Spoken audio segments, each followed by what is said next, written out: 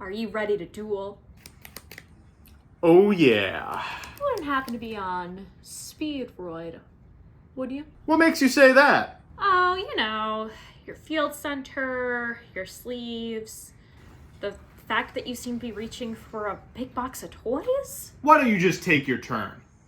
Okay, well, then I'll summon... Wah! What? Ah! Hey! Ah! Why? Stop! What? Why? Wah!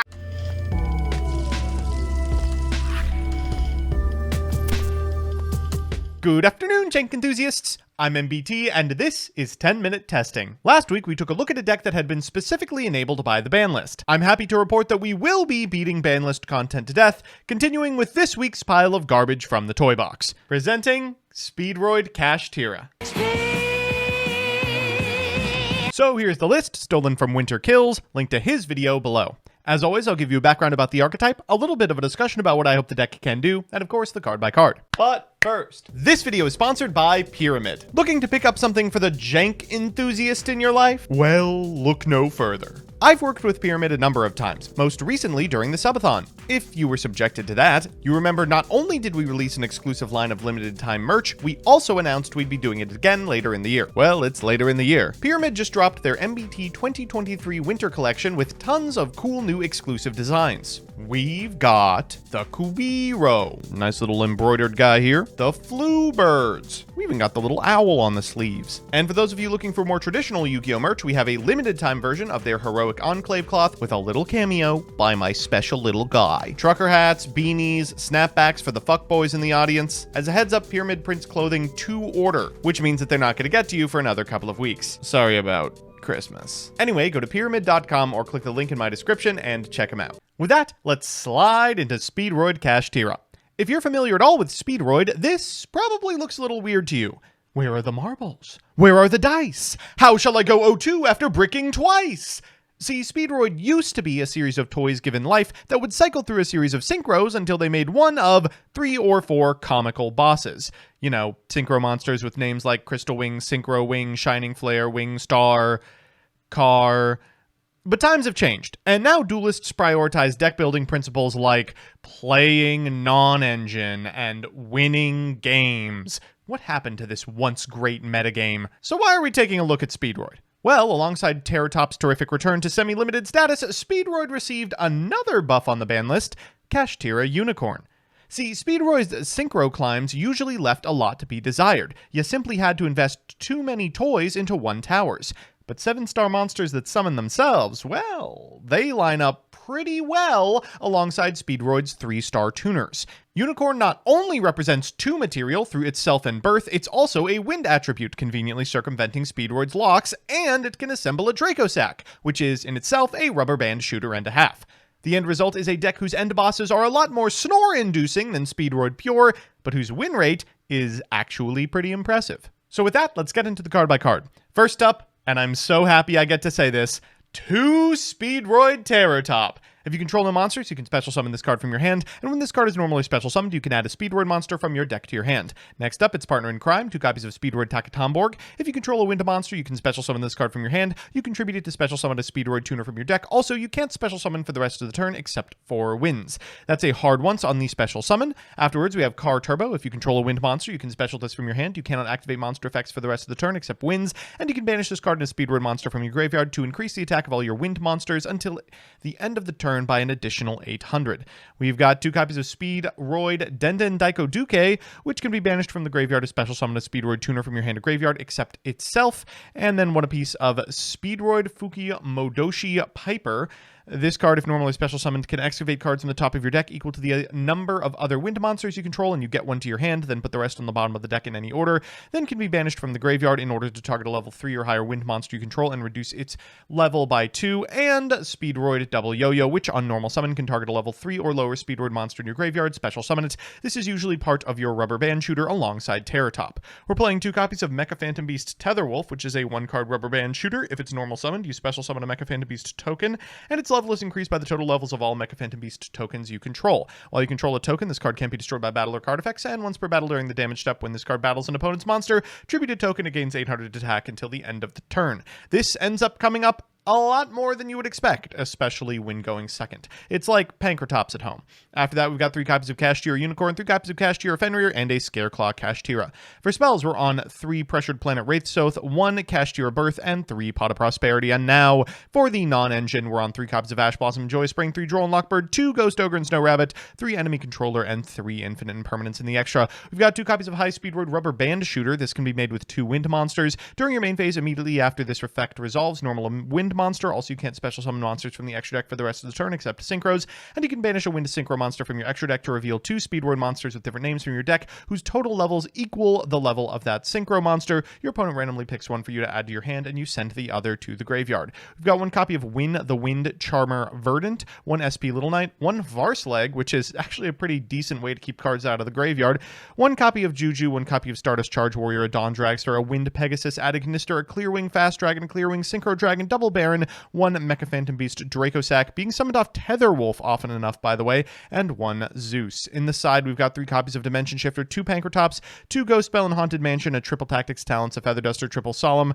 double Anti-Spell Fragrance, and a Gozen match. So with that, let's jump into the games. Our first match is up against the plague of the format, pre-Phantom Nightmare, Labrynth. This is all Dueling Book is right now, by the way. I am so sick of this strategy. Our opponent's going to begin with a copy of Ariana. That's going to grab them a big Welcome Labrynth to hand. Then they will go Arias, so they can set and then immediately activate that big Welcome Labrynth. That's going to grab them a lovely Labyrinth of the Silver Castle, which they will then trigger in order to hit from our hand. Oh, thank God, a Fenrir. They're going to go for Chandra Liger afterwards, setting a Welcome Lab, setting 1, and passing. It looks innocuous, but it's very powerful. We're going to begin with a copy of Pot of Prosperity, and our opponent says, I've got the Ash, but I'll let it rock. We'll find off the top.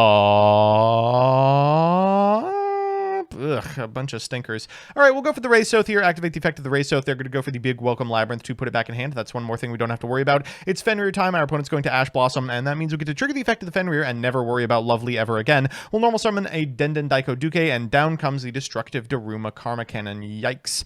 Our opponent's going to go for an Ariana at end step, getting a copy of Torby off this Welcome Labrynth, and then activating Torby in draw step to set a copy of Big Welcome. They're going to switch this Ariana to attack position and walk over our Denden Daiko Duke, and then things are going to get crusty in our draw phase. We rip a Unicorn. They're going to go for Big Welcome Labrynth, putting a Coup Clock to their field and then back in hand. They'll trigger the effect of the Ariana and the Chandra Liger and the Torby and the Welcome Labrynth to reset it, and they draw off the top, unfortunately, a Dimensional Barrier. So they're going to set that immediately, and then we'll flip up Fenrir. We'll activate the effect of the Fenrir. That's going to grab us a Scare Cache. We'll go for this Wraithsoth, and then afterwards we'll go for the Scare Cache, banishing the Fenrir in Graveyard. Our opponent's going to go Coup Clock. We'll activate Fenrir, targeting the Ariana, and they will call Xyz on Dimensional Barrier. No, we're doing something else. We'll go Yo-Yo here, bringing back Denden Daiko Duke, and we'll make Baron de Fleur, activating the effect of the Denden Daiko Duke for a Madoshi Piper, at which point our opponent will concede. Woof. So as you can see, Speedroid has almost completely transformed from a build-aboard nonsense combo deck to a deck that utilizes the extremely powerful effects of the KASHTIRA monsters to engineer a game state where we can actually go for some of the Speedroids. That's going to be very evident in our second game, which is up against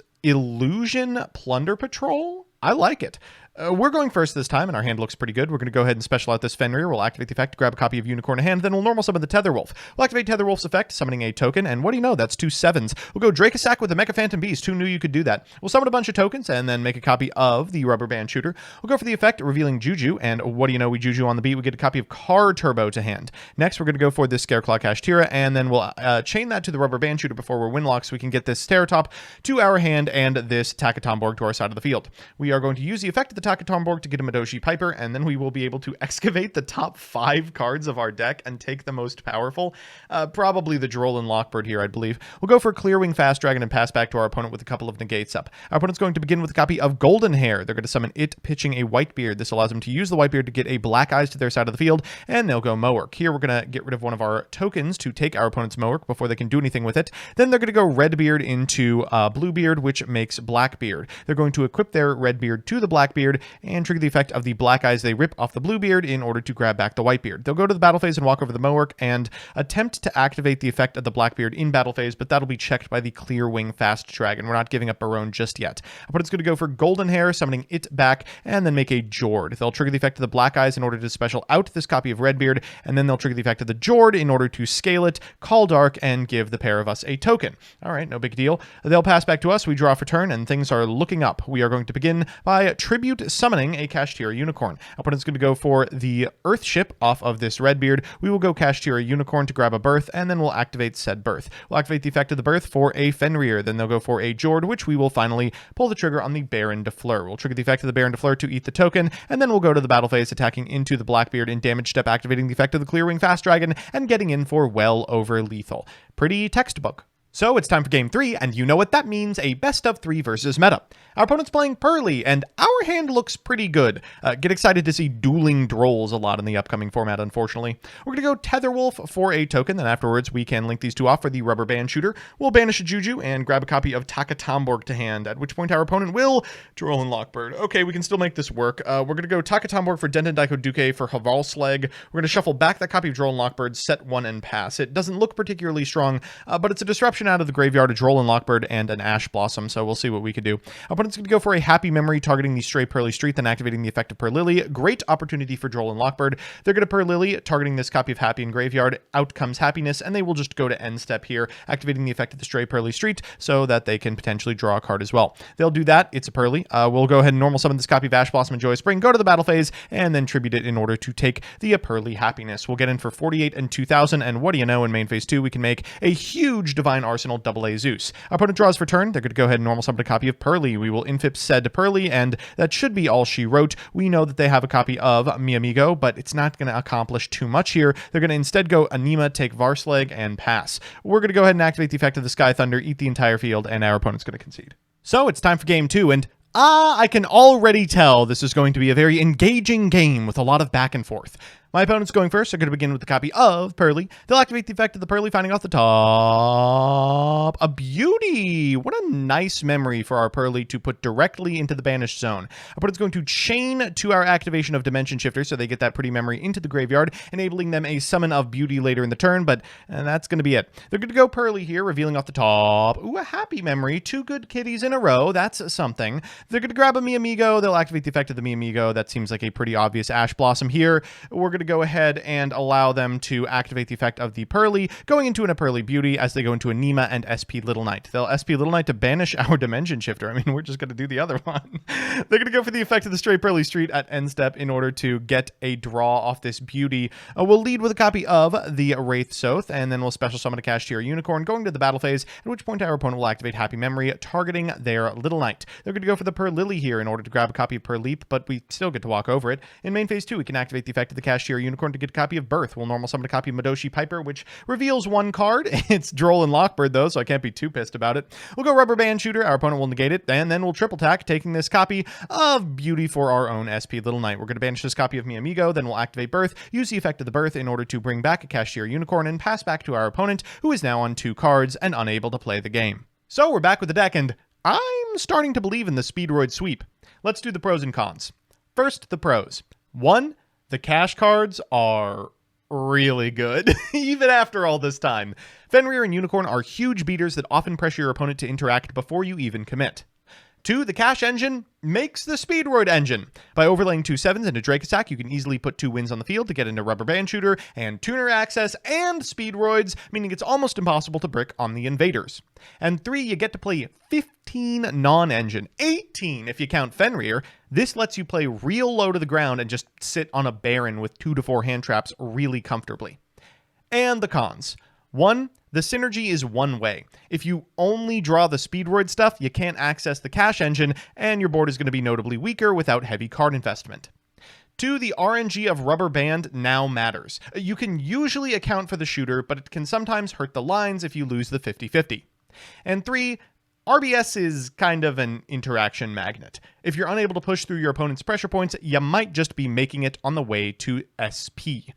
Overall, this deck seems like an extremely strong rogue contender, and it'll only speed up in popularity. Expect to see Unicorn a lot more often. So that's that. Thanks so much for watching. These 10-minute testings are functionally subsidized by and frequently suggested by my patrons, including the ones you see in front of you. I want to give a quick shout out to the following: Elena Tincher, Alex Perea, Allison Elliott, Brett Henry, Canner, Darkmaster Zork, Derpin Dragon, Devin Senpai, DJ Elephant, Enraged Peacock, Gravity, John Piet, Juan Cruz Avila Zati, Night Mary, Legal Rights, Lockstone, Luis Hernandez, Matthew M. Derezo, MBT Play Medolce, Melfi Stan, Mike Carlotti, N54 Lionheart, Puffins of Doom, Rose Lapine, Solar Flare the Ricka Queen, Troy Says By Erasure is Gay, Vincent Storm, Who's Nick, Wonder Waffle, and Yuki. I couldn't have done it without you.